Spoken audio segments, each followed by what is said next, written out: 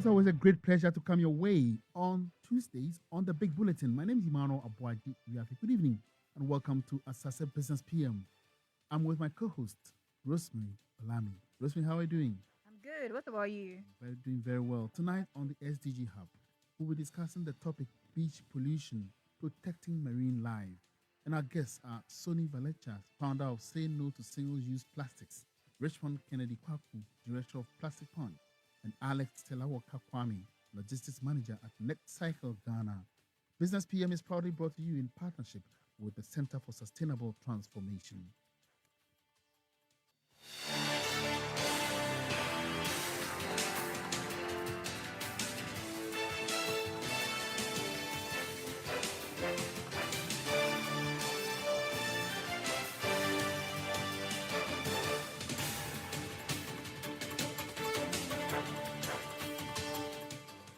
So thank you so much for making time tonight on the SDG Hub. And of course, we discuss the challenges and opportunities in everyday business to achieving the Sustainable Development Goals, or the SDGs, as we call them for short. Now, the SDGs are 17 goals with targets and indicators for sustainable development agreed upon by UN member states, including Ghana, to make the world a more just, equitable, greener, and peaceful place by 2030. Now, on the SDG Hub, we introduce to you business opportunities and activities that help us achieve the SDG goals here in Ghana and beyond. Right, so like I said, I'm your host, Emmanuel Aboagye-Wiafe, and as usual, I've been doing this with Rosemary Balami. right. Rosemary is from the Young Reporters for the Environment, also known as YRE, at the Center for Sustainable Transformation. Tonight's episode of the SDG Hub is centered around SDG Target 14.1. It says, by 2025, prevent and significantly reduce marine pollution of all kinds, in particular from land-based activities, including marine debris and nutrient pollution. Specifically, we are going to discuss beach pollution and protecting marine life in Ghana. Yes, Emmanuel. I'm sure you remember not so long ago when Ghana's beaches, even in Accra, were clean and beautiful. Today, marine pollution, particularly beach pollution, is a significant threat to human health, marine life, and the environment. Some fishermen are reportedly catching more plastic than fish in their nets. According to Conservation International, globally, up to 12 million metric tons of plastics are dumped into the ocean each year. That is one truck with plastic waste every minute. In 2021, that number reached 17 million tons, and this number is estimated to double by 2040. Ensuring the protection of the ocean's ecosystems is very important as they cover 70% of our planet and provide food, energy, and water. The ocean also absorbs around 85% of the world's annual CO2 emissions, mitigating climate change and alleviating its impact. However, it is estimated that by 2050, plastics will outweigh all of the ocean's fish. The debris of waste and plastic have formed giant underwater garbage patches, with the largest being the Great Pacific Garbage Patch, including an estimated 1.8 trillion pieces of trash. Here in Ghana, we have over 500 kilometers of coastline that used to have rich marine life, providing livelihoods for thousands of people and food for all of us. Also, our beaches have the potential to attract thousands of visitors who can contribute to the tourist industry every year. However, so many of our beaches are so polluted that nobody wants to go there. Imagine then, Emmanuel, the impact this situation has on marine life and the livelihoods of the people who depend on the ocean. Well, indeed, I do remember how beautiful our coastline used to be. It's actually hard to imagine how serious the current situation is. But as a nation, we certainly must take this seriously. And so tonight, we at the SDG Hub, know that it's prudent to invite three guests to our studios. They have an extensive track record working in this area to explore the impact of beach pollution on marine life. We also discuss ways in which we can restore and protect these valuable ecosystems. Once again, our guest, Richmond Kennedy Quarcoo, is a co-founder of Plastic Pond, Soni Valecha, founder of Say No to Single-Use Plastics, and Selawoka Kwame, logistics manager at Next Cycle Ghana. Ladies and gentlemen, you're welcome. Thank you. How are you doing? Thank you. Well, so like we do it always, we would want you to tell us a little bit of what you do in your various outfits. So I'd like to start with you, Lady Valecha. Hi, I'm Soni. I have been looking for alternatives to plastic bags, single-use plastic bags, because I think it is one of the biggest pollutants of the sea, the rivers. And I have been working to find an alternative to those bags. And the way I tried was recycle used garments, repurpose them into shopping bags.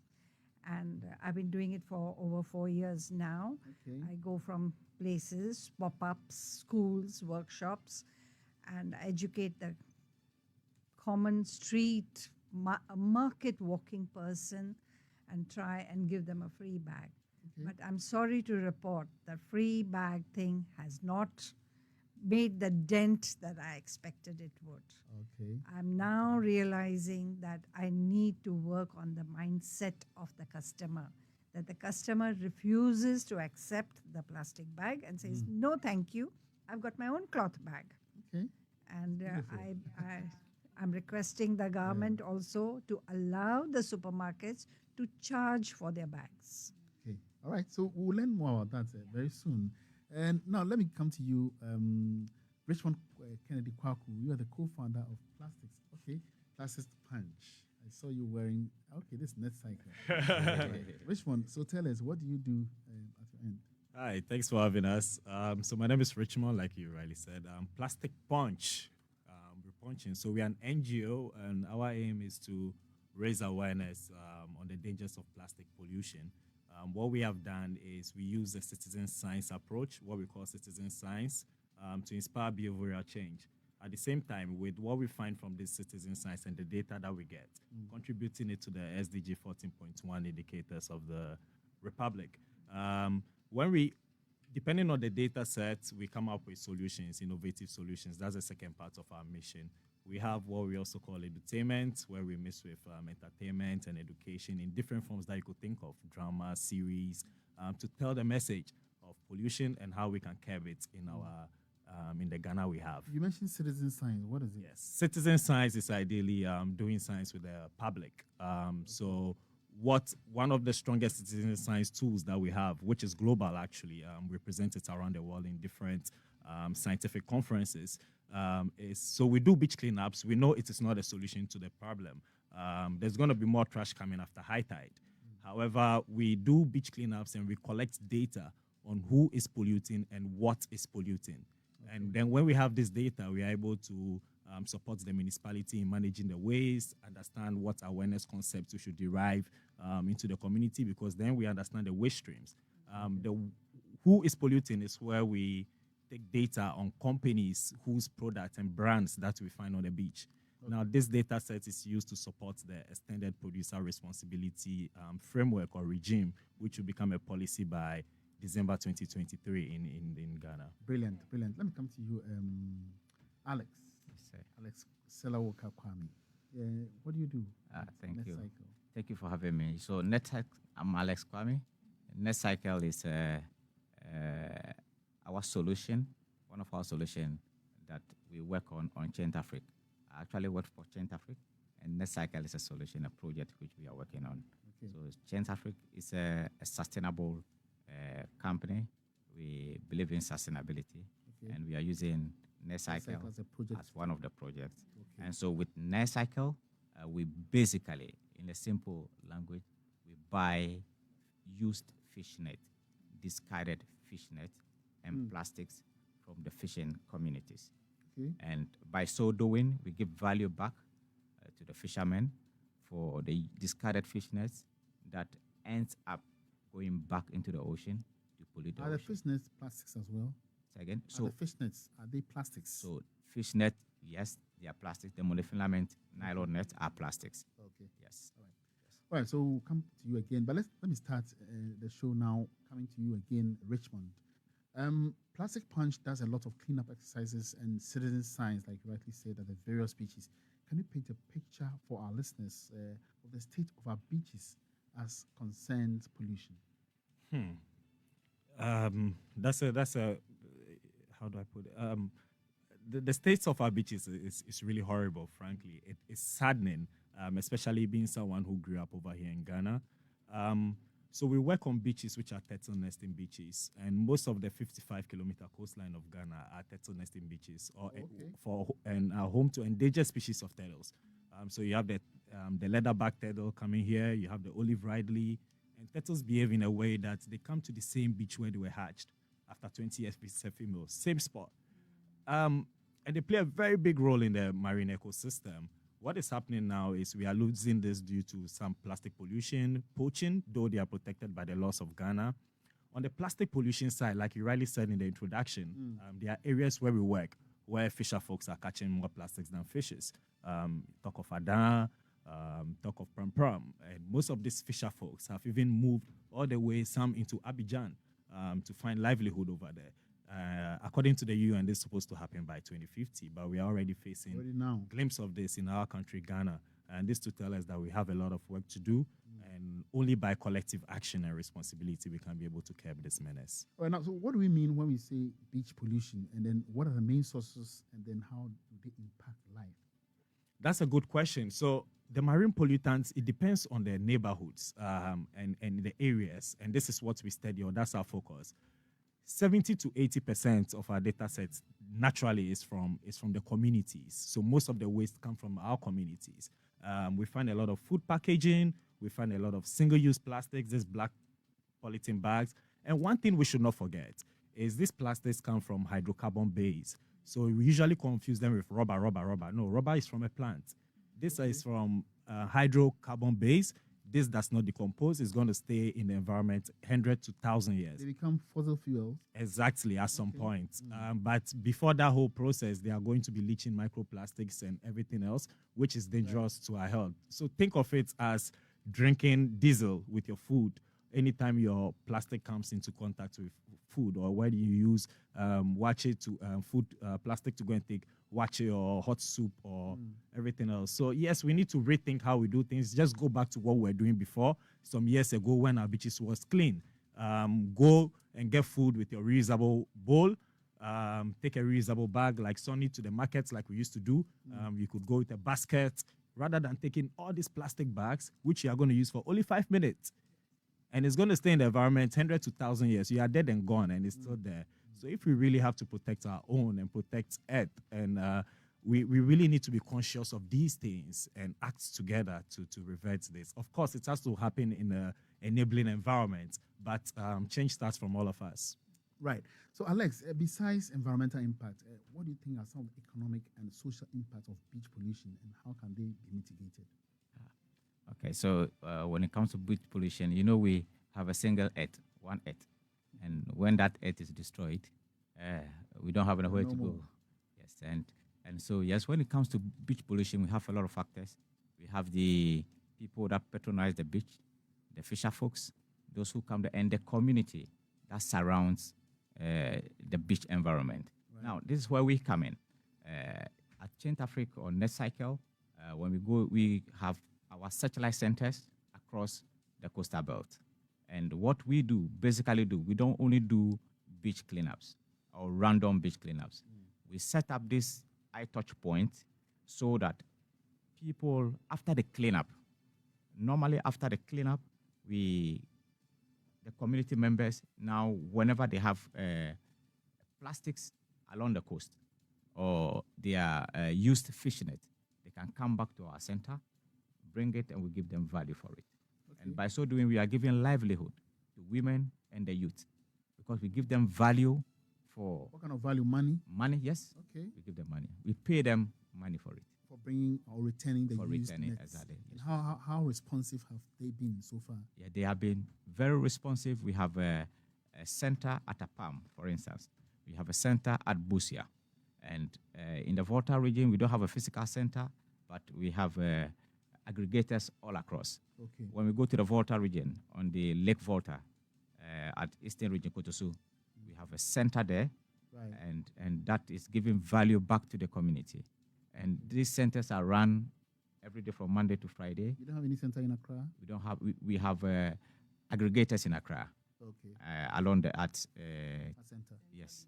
Okay. Yes. Now, so Net Cycle Ghana works with these coastal communities. Can you tell us how your work is contributing, tackling beach or marine pollution, and how the effects of pollution are specifically impacting communities that you work with? So you can agree with me.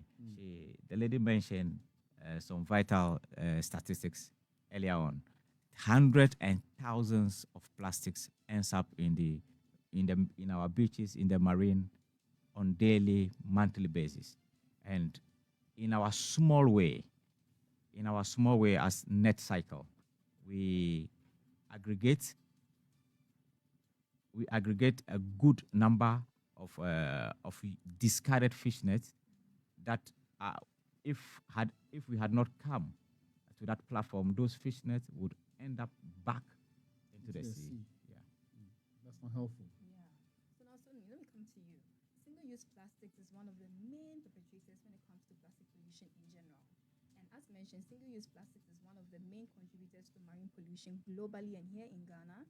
Soni, as a special interest group targeting single-use plastics, can you tell us more about it? What is so problematic about single-use plastics, and what has been the work of Say No to Single-Use Plastics so far in tackling these problems? Do you think banning single-use plastics is the way to go? I wish the government would do that the way Tanzania, Rwanda, Kenya, these are the African countries who have done it, apart from many other Western world countries.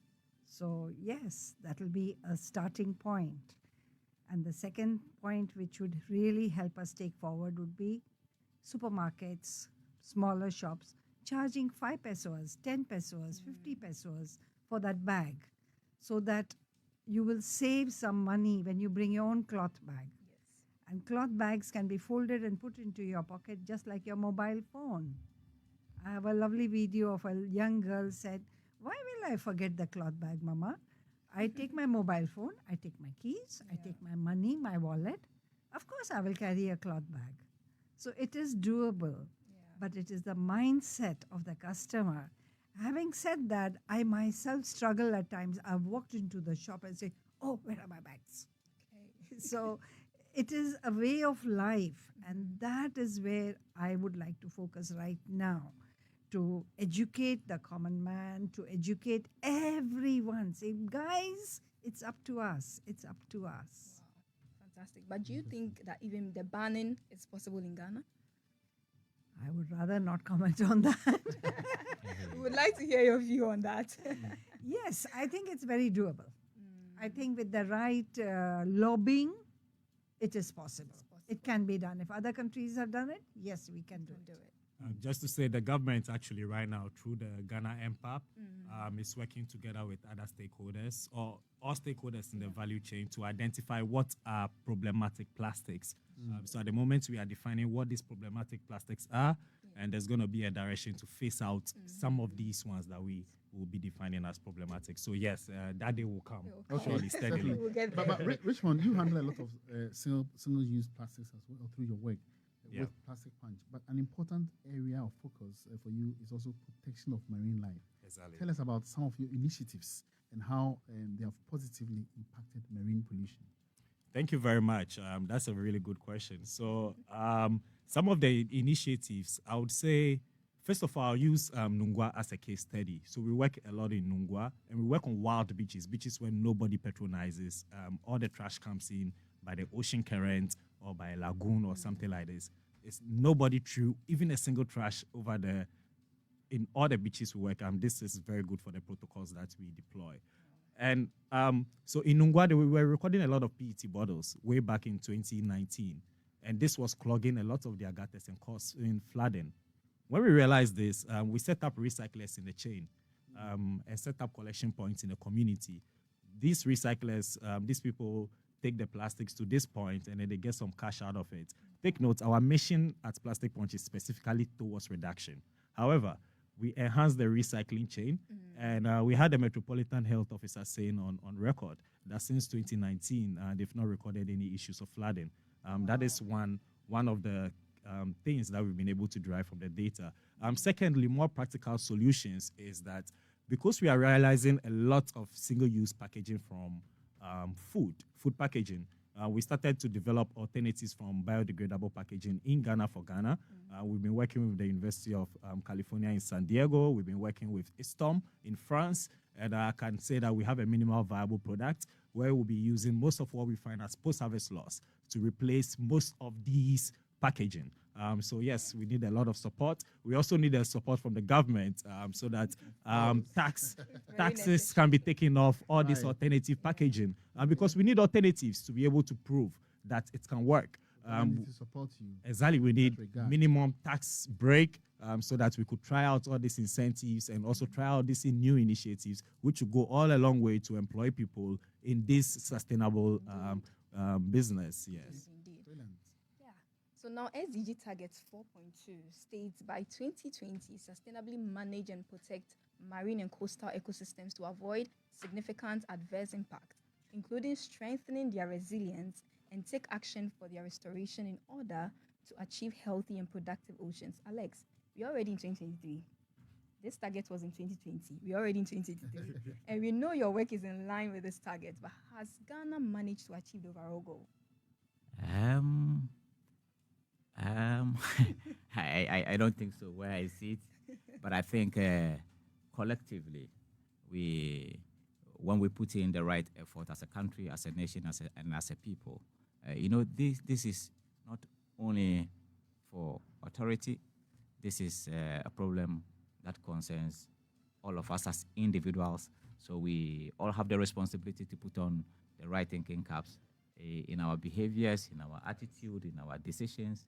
And so that is why in our little corner, we try to provide the choices, sustainable choices, and make it accessible, make it available, and make it a bit lucrative. Yeah. And I want to stress on this point. We are looking forward to work a lot more with the youth and the women along the coast.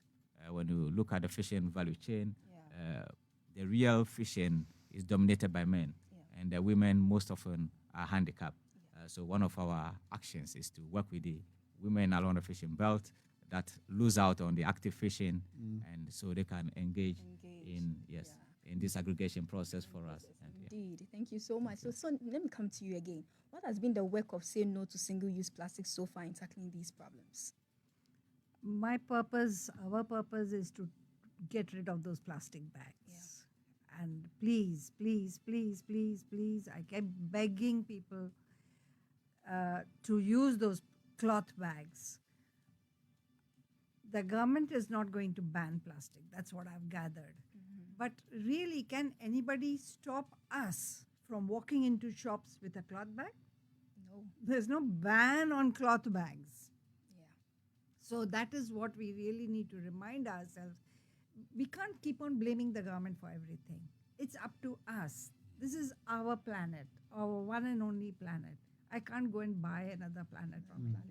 No, but none of us can. So has Say No to Single-Use Plastics been donating some of these bags? In the last 4 years, I have donated 6,000 bags. Wow. And I have been called a fool because it doesn't do the job. I should have been taking 2 CDs token, 4 CDs token money. Because then when a person has paid for that bag, he will value that bag, he'll cherish that bag. So now I'm starting to charge at least to cover my costs. So that is the change, and I need to contact the advertising field. Come on, guys, give me some free airtime, give me some TV free time. Let us do some brainwashing in the positive manner, which will help people to think and think and think again. It's entirely. And so, Soni, what do you think, in your own estimation, are some of the stumbling blocks, to eradicating this menace? I think we are thoughtless. We are not conscious. We are not aware. We are not educated. Now, plastic pollution, people understand, yeah, I know plastic pollution. What are you doing about? What can I do? I have to go and buy. There is an alternative. What alternative? But I forget my bag at home. But why do you forget your bag at home? Put your bag in your handbag, in your car. It goes with you everywhere. How is it that the Western world is able to do it and we are not able to do it? India did it, Maharashtra did it, and we have a community here. They have a vegetable market every Sunday morning, and the organizes they refuse to serve anybody in plastic bags. They buy cloth bags from me and they insist if you don't have a cloth bag, we will not serve you. So it is entirely up to us. To us, indeed. Yeah. You're right. So now moving forward, Richmond, what do you believe are the main solutions to preventing beach pollution? How can they be addressed? Well, main solution, I'm going to highlight two out of many initiatives that we're running out, which we believe will contribute definitely to this. The first one is we're going to be introducing what we call water ATMs, because we realize from the data sets that most of the waste we find from single-use packaging is from either drinking water or water bottles. So we're going to come up with this water ATMs. It's going to dispense water cheaper than the market price. It's in collaboration with the Ministry of Environment and the BRS on this project. Secondly, would be we once upon a time had a consultation with all supermarkets, just in line with what Soni proposed. And this was 3 years ago before COVID, to put a price on plastic bags in the supermarket. We'll be coming back to these supermarkets. And that is one way. But more importantly, we should all be part of the change. Let's go back to what we were doing some years ago. Less than 20 years ago in Ghana, when you go to the market, you go with your own basket. When you are going for your own food, it's safer, it's healthier, it keeps the environment safe. Go with your own reusable bag. You know, let's go. Yes, and kofa. And that is the solution to the plastic pollution menace. It's a very, very interesting discussion, but unfortunately, time is not on our side. I would like to take few wrapping up comments from all of you. Let me start with Soni again. So tell us some of the long-term solutions to mitigating beach pollution and the effect on Ghana's marine ecosystems. I think it is the average individual. That is our responsibility. I will not point fingers. It is our responsibility. Okay. Very sure. Yes, Kwame, in the long term, what should we be doing? I think a lot more has to do with education and awareness creation.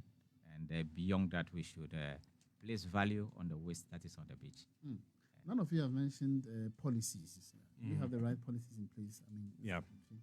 So I was going to say the enabling environment, and the enabling environment will include the policy directions.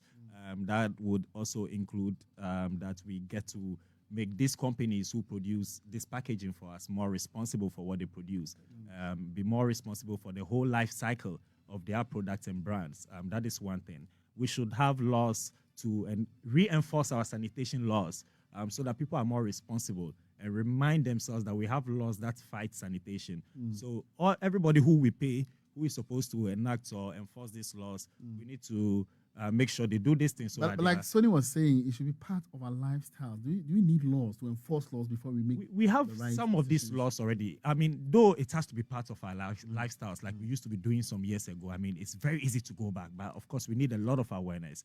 But before this, we have people in states who are paid to make sure, in our municipalities, who are there to make sure that these laws are enacted.